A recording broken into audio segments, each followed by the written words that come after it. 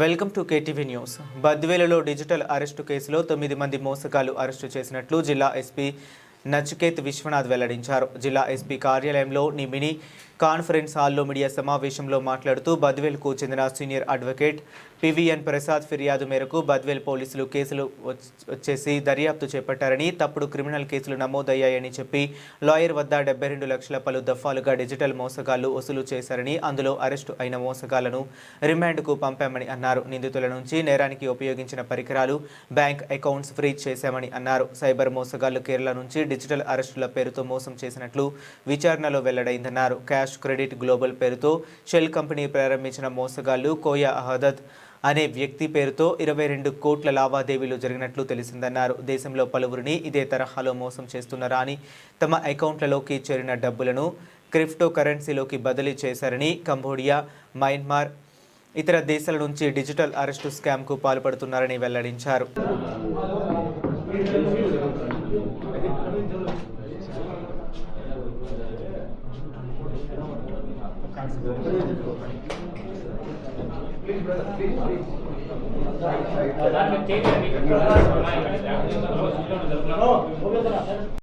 ఆయన ఎవరు ఉన్నాడు, ఆయన కూడా కూర్చోపెట్టండి ఇక్కడ.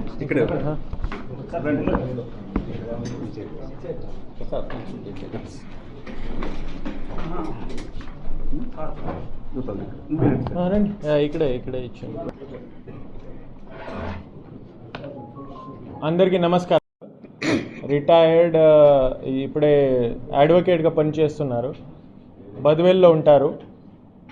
ప్రసాద్ గారితో ఒక నేరాలు జరిగింది, డిజిటల్ అరెస్ట్. 72,68,000 అమౌంట్ పోయింది. దీంట్లో మెయిన్ ఫస్ట్లే మీకు చెప్తాను, ప్రసాద్ గారు చెప్తారు. లాస్ట్ టైం పులివెందులలో మనమే ఒక డిటెక్షన్ చేసాము డిజిటల్ అరెస్ట్ కేసులో. అక్కడ కూడా ఒక రిటైర్డ్ టీచర్స్తో ఇది జరిగింది. మీరు పెట్టిన వీడియోస్, మీరు పెట్టిన అవేర్నెస్ మెటీరియల్ చూసుకొని ప్రసాద్ గారికి నాతో కూడా ఇది సేమ్ జరుగుతుంది అది అర్థం వచ్చింది. అప్పుడే ఆపారు డబ్బు. అప్పటి నుంచి డబ్బు ఇవ్వలేదు, పోలీస్కి అప్రోచ్ అయ్యారు. లేకపోతే ఇంకా డబ్బు ఇచ్చేవారు ఆ అవేర్నెస్. సో మీకు కూడా ఫస్ట్ నేను థ్యాంక్స్ చెప్తాను. మీ వల్ల ఈ అవేర్నెస్ వచ్చింది. ఒక అట్లీస్ట్ ఒక విక్టిమ్కి అవేర్నెస్ వచ్చింది, డబ్బు సేవ్ అయింది. లేకపోతే ఇంకా డబ్బు ఇచ్చేవారు ఆయన. సో మేము ప్రసాద్ గారికి రిక్వెస్ట్ చేస్తాను, ఏం జరిగింది ఒకసారి అందరికీ బ్రీఫ్ చేయండి. ప్రసాద్ గారు. 1981 నుంచి నేను ప్రాక్టీస్ చేస్తున్నాను, బోత్ సివిల్ అండ్ క్రిమినల్ సైడ్లో. నాకు 8/9/2025 తేదీన బెంగళూరు ఇందిరానగర్ పోలీస్ స్టేషన్ నుంచి ఒక కాల్ వచ్చింది. మీ మీద ఒక కేసు రిజిస్టర్ అయిపోయింది, మీ ఆధార్ నెంబరు ఇదే కదా అని ఆధార్ నెంబర్ నాకు చూపించినారు. ఆ ఆధార్ నెంబర్ పేరు చేసుకొని ఒక కేసు రిజిస్టర్ చేసినారు, ఎఫ్ఐఆర్ కూడా రిజిస్టర్ చేసింది.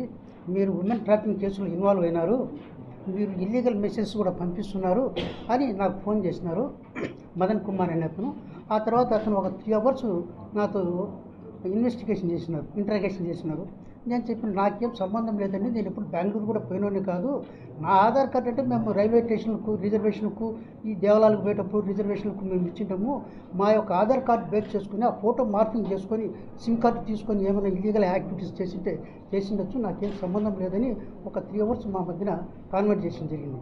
ఆ తర్వాత ఏం చేసినారంటే, సరే అండి మాకు అర్థమైంది, మీ మీద మీరేం ఈ కేసులో ఇన్వాల్వ్ కాలేదు, మేము సిబిఐ వాళ్ళతో మేము ఎంక్వైరీ చేస్తాం, ఇంకా ఏమన్నా మీ మీద ఏమైనా కేసులు ఉన్నాయా లేవా అని చెప్పేసి దయానాయక్ అనే అతనితో ఫోన్ కాన్వర్జేషన్ తీసుకుని కాన్ఫరెన్స్లో పెట్టినాడు. ఆ దయానాయక్ గారు వచ్చేసి, ఏమండి మీరు సదాఖాన్ కేసులో మీరు ఇన్వాల్వ్ అయినారు, మీరు బ్యాంక్ ఇక్కడ బాంబేలో ఒక అకౌంట్ ఓపెన్ చేసినారు, మీకు సిమ్ కార్డు కూడా ఉందని మా సిమ్ కార్డు డెబిట్ కార్డు కూడా చూపించినారు. ఈ కార్డు దీంట్లో మీకు లక్షలాది డబ్బులు మీ పేరుతో ట్రాన్సాక్షన్ జరిగినాయి, మీ ఆధార్ కార్డు వచ్చేసి ఒక 30 lakhs అమ్మినారంట, మీరు వచ్చేసి అమ్మాయిని ఇట్లా ఇంకా కోయట్ గీటు పంపించినారు, మీ మీద ఇట్లా కేసు ఉన్నదని చెప్పుకుంటుంది. సార్ నేను బాంబేకే పోలేనప్పుడు కరూర్ వైశ్య బ్యాంకులో నేను అకౌంట్ ఓపెన్ చేయడం ఏంది, అసలు ఈ కేసుకు నాకు ఏం సంబంధం లేదు అని చెప్పినాను. సరే సార్ మీరు లాయర్ కదా, మీకేం సంబంధం లేదంటున్నారు, కానీ సంబంధం లేదనే విషయం ఎప్పుడు తెలిసింది? ఆఫ్టర్ ఫుల్ప్లేట్ ఆఫ్ ద ట్రయల్ కదా. ఇంత లోపల మేము మిమ్మల్ని కస్టడీకి తీసుకొని మేము విచారించాలా, విచారించిన తర్వాత మీకు ఏం సంబంధం లేకపోతే మేము మిమ్మల్ని అప్పుడు రిలీజ్ చేస్తాము, అంతవరకు మీరు మా కస్టడీలో ఉండాలా అని అన్నారు. అంటే వాళ్ళు మాకు వీడియో కాల్ చూపించినారు. అంత సిబిఐ వాళ్ళది ఎంబ్లం చూడము, ఆయన డ్రెస్ చేసుకోవడము. సో నేను I believe them they are real police. ఎప్పుడైతే నేను వాళ్ళని రియల్ పోలీస్ అని బిలీవ్ చేసినానో, నాకు 70 years ఏజ్, 70 ఏళ్ళలో 42 సంవత్సరాలు 44 సంవత్సరాల నుంచి ప్రాక్టీస్ చేస్తూ ఈరోజు వాళ్ళు వచ్చి నన్ను పోలీసు వాళ్ళు తీసుకుని పోతే కనుక నా పరువు ఏం కావాలా, నా ప్రతిష్ట ఏం కావాలా, నా ఫ్యామిలీ ఏం కావాలా అనే ఉద్దేశంతో భయపడిపోయిన తర్వాత వాళ్ళు మదన్ కుమార్ అని అతను ఏం చెప్పినంటే, సార్ మీరు ఏం నేరం చేయలేదు, కానీ మీకు ప్రయారిటీ ఇన్వెస్టిగేషన్ అనేది ఒకటి ఉన్నది, మీరు ఒక అప్లికేషన్ ఇవ్వండి ప్రయారిటీ ఇన్వెస్టిగేషన్కు, ఆ తర్వాత ఇన్వెస్టిగేషన్ చేస్తారు, చేసిన తర్వాత మీకేం సంబంధం లేకపోతే మిమ్మల్ని మీ కేసు క్లోజ్ చేసేస్తామని చెప్పినారు. దాంట్లో దయానాయక్ గారు వచ్చేసి ప్రయారిటీ ఇన్వెస్టిగేషన్లో సెక్యూరిటీ డిపాజిట్ కింద డబ్బులు కావాలా మీరు పంపాలని సుప్రీంకోర్టు అంటే కొన్ని కేసులు చూపించినారు. ఏది మాకు నా మీద కేసు రిజిస్టర్ అయింది, తర్వాత సాదాఖాన్ కేసులో అతను అరెస్ట్ అయింది, అతని స్టేట్మెంట్స్ ఇవన్నీ చూపించి మమ్మల్ని అనేక రకాలుగా భయభ్రాంతులకు గురి చేసినారు.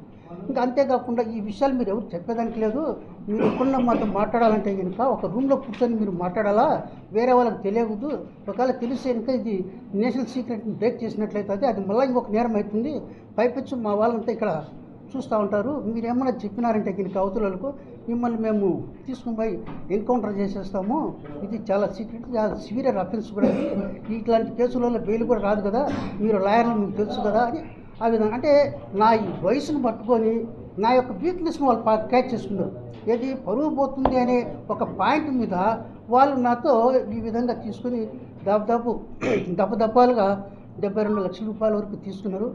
తర్వాత మీ వీడియోలో చూసిన తర్వాత ఓహో నేను కూడా అట్లా మోసపోయానని చెప్పి మళ్ళీ ఎస్పీ గారికి నేను చెప్పడము, తర్వాత డిఎస్పీ గారిని కలిసడము, వారి యొక్క సలహాల మేరకు మేము సైబర్ క్రైమ్ సిఐ గారిని, లోకల్ సిఐ గారిని కలిసడం జరిగింది. తర్వాత మేము కంప్లైంట్ ఇచ్చినాము. కంప్లైంట్ ఇచ్చి 8వ తేదీ కంప్లైంట్ ఇచ్చిన, 8/12/2025 కంప్లైంట్ ఇచ్చినాను. అతి స్వల్ప వ్యవధిలోనే మరి చాలా కృషి చేసి వాళ్ళని కొంతమందిని అరెస్ట్ చేయడము, కొంత అమౌంట్ కూడా సీజ్ చేయడం జరిగింది. నా 44 సంవత్సరాల లీగల్ ప్రాక్టీస్లో దట్టు నేను క్రిమినల్ కేసులు చేసే లాయర్ అయినప్పటికీ కూడా నన్నే వాళ్ళు బోల్తా కొట్టుతున్నారంటే ఇంకా మీరు ఆలోచించరు. 3 hours నన్ను ఇంటరాగేట్ చేసినారు. అంటే నేను నా మైండ్ సెటప్ డిఫెన్సివ్ పొందిలేకపోయింది. అని నేనేం తప్పు చేయలేనప్పుడు నేను ఎందుకు డబ్బు కట్టాలా అనే కాన్సెప్ట్ నా తలకాయలకి రానికుండా నన్ను బ్లాక్ చేసేస్తున్నారు. చేసి మా దగ్గర తీసుకున్న డబ్బు కూడా వాళ్ళు రిసిప్ట్ పాస్ చేసి వచ్చినారు. ఇంకోటి ఏమంటే మనమంతా క్యాష్ ఇవ్వడం లేదు కదా, అంతా ఆర్టీజీఎస్ పే చేస్తున్నాం కదా, సో మనకు అమౌంట్ కూడా సెక్యూరిటీ ఉంటుందనే ఉద్దేశంతో చేసినాము. తర్వాత మీ యొక్క సహాయ సహకారాలతో మీకు తెలిపిన ప్రకారము నేను కూడా అలర్ట్ అయిపోయినాను. లేకపోతే ఆ దయానాయక్ అనే వాళ్ళు మీరు అమౌంట్ పంపడం అనేది చాలా లేట్గా చేసినారు, అందుకు మీకు 24 లక్షల రూపాయలు పెనాల్టీ వేసినారు, అది కూడా మీరు పెనాల్టీ కట్టాలన్నారు. అప్పుడు నేను అలర్ట్ అయ్యాను, మీ వీడియో చూసి అలర్ట్ అయినాను. ఇన్హౌ మీ యొక్క వీడియో ద్వారా మేము తెలుసుకున్నాము, మమ్మల్ని కూడా అలర్ట్ చేసినారు. ఈ విషయాలను అందరికీ కూడా తెలియజేస్తారని కోరుకుంటూ, మరి ఈ యొక్క కేసు డిటెక్షన్లో మన ఎస్పీ గారు, డిఎస్పీ గారు, సైబర్ క్రైమ్ సిఐ గారు, బద్దల్ సిఐ గారు, పోలీస్ స్టాఫ్ SI1 SI2 గారు కూడా చాలా కష్టపడి వాళ్ళని పట్టుకోవడం కూడా జరిగింది. కొంత అమౌంట్ కూడా తీసుకుని వచ్చినారు. వాళ్ళకు ఈ సభాముఖంగా వాళ్ళకి ధన్యవాదాలు తెలియజేసుకుంటున్నాను. సో ఇప్పుడు criminal lawyer, civil lawyer, legal knowledge ఉంది, NBW ఏంటి, ఇన్వెస్టిగేషన్ ఏంటి, సిబిఐ ఏంటి, ఈడీఐ ఏంటి, హ్యూమన్ ట్రాఫికింగ్ ఏంటి, ఇన్వెస్టిగేషన్ ఎలా చేస్తారో, అరెస్ట్ ఎలా చేస్తారో, తర్వాత కోర్ట్ ప్రొసీజర్స్ ఏముంటుంది, అప్పుడే కూడా ఆయనతో ఈ నేరాలు జరిగింది. సో ఎంత సైకలాజికలీ డిజిటలీ ఎంత సొఫిస్టికేటెడ్ ఈ క్రిమినల్స్ అయిపోయారో మీరు ఆలోచించవచ్చు. సో దీంట్లో మన దగ్గర ఈ మీ ద్వారా అవేర్నెస్ క్రియేట్ చేసిన తర్వాత ఆయనకి అవగాహన వచ్చింది, నాతో కూడా ఈ ఫ్రాడ్ అవుతుంది. సో మనకి కాంటాక్ట్ అయితే ఇమీడియట్లీ క్రైమ్ నెంబర్ 450/25 బద్వేల్ మనమే రిజిస్టర్ చేసాము, ఇన్వెస్టిగేషన్ లాంచ్ చేసాము. ఇన్వెస్టిగేషన్లో మనమే 14th రోజు ఇప్పుడు జస్ట్ 9 అక్యూజ్కి మనమే అరెస్ట్ చేయడం జరిగింది. ఫ్రమ్ బెంగళూరు, ఫ్రమ్ కేరళ, వీళ్ళ ఒరిజిన్ అక్కడే ఉన్నాయి. సో 9 అక్యూస్కి అరెస్ట్ చేసి జ్యుడిషియల్ రిమాండ్కి పంపించేయడం జరిగింది. పండగలు ఉన్న కాబట్టి మనం ప్రెస్ మీట్ పెట్టలేకపోయాము ఆ టైం. సో మీ ముందు ఇప్పుడే ప్రొడ్యూస్ చేయట్లేదు, వీళ్ళకి ఆల్రెడీ మనం రిమాండ్ చేసాం జ్యుడిషియల్ కస్టడీలో. దీంట్లో 72,68,000 పంపించారు. 5,50,000 వరకు మనమే ఇప్పటి వరకు రికవరీ చేయడం జరిగింది. Phones, ATMs, SIM cards, laptops, vehicles ఇవన్నీ సీజ్ చేయడం జరిగింది. ఇది మోడస్ ఆపరెండి చూస్తే చాలా ప్రొఫెషనల్ ఉన్నారు అన్నారు. ఇంతకు ముందే ఈ అవుట్ ఆఫ్ 9 మెంబర్స్ 6 మెంబర్స్ ఇంతకు ముందే క్రిమినల్ సిమిలర్ సైబర్ క్రైమ్లో ఇన్వాల్వ్ అయి ఉన్నారు. వీళ్ళకి కొంతమందికి అరెస్ట్ చేసి రిమాండ్ కూడా చేయడం జరిగింది డిఫరెంట్ పోలీస్ ఆర్గనైజేషన్స్ ద్వారా. సో ఈ డిజిటల్ అరెస్ట్ మళ్ళా వస్తూ ఉంది. మీరు ఫలానా క్రైమ్లో ఇన్వాల్వ్ ఉన్నారు, ఫలానా యాక్షన్ మనమే తీసుకున్నాము, మీకు అరెస్ట్ చేస్తాము, ఫ్యామిలీకి అరెస్ట్ చేస్తాము, ఢిల్లీ తీసుకుని పోతాము, బెంగళూరు తీసుకుని పోతాము, ఎన్కౌంటర్ చేస్తాము. ఇట్లాంటి ఫేక్ ఫ్రాడ్ సినారియో క్రియేట్ చేసి వీడియోలో కూడా అంత మూవీ అలాగే సినిమా అలాగే అంత సెట్ క్రియేట్ చేసి నేరాలు చేస్తున్నారు. రిపీటెడ్గా అన్ని పోలీస్ శాఖ ద్వారా అన్ని ఇన్వెస్టిగేషన్ ఏజెన్సీస్ ద్వారా మనం అవేర్నెస్ క్రియేట్ చేస్తున్నాము. మీకు కూడా చాలా బాగానే సహాయం ఉంది దీంట్లో. This case is an example of it. So రిపీటెడ్గా పోలీస్ తరఫు నుంచి మనం సిటిజన్స్కి ఒకటే మ్యాటర్ చెప్తాను, డిజిటల్ అరెస్ట్ అట్లాంటి కన్సెప్ట్ ఏమీ లేదు. మీరు ఫోన్లో వీడియో కాల్లో ఎవరు పోలీస్ వాళ్ళు ఉన్నామో ఇన్వెస్టిగేషన్, ఎనీ ఇన్వెస్టిగేషన్, సిబిఐ ఉండొచ్చు, ఈడీ ఉండొచ్చు, ఎన్ఐఏ ఉండొచ్చు, నోబడీ వీడియో కాల్ పోలీస్ శాఖ ద్వారా ఇన్వెస్టిగేషన్ ఏజెన్సీ ద్వారా చేయడం లేదు. There is no concept of video call. Police generally మీకు సమన్స్ పంపిస్తారు, పోస్ట్ ద్వారా పంపిస్తారు, కాల్ చేసి ఏదో ఒక డాక్యుమెంట్స్ పంపించవచ్చు, కాల్ చేసి పోలీస్ స్టేషన్కి రామని చెప్పచ్చు అప్పటి వరకు. కానీ డబ్బు ఎట్టి పరిస్థితిలో ఇవ్వకూడదు. That is a bottom line. ఇట్లాంటి digital arrest is a total fraud. దయచేసి ఆల్ సిటిజన్స్కి నేను కోరుకుంటున్నాను, don't fall prey to this system. So ఈ కేసులో A7 to A15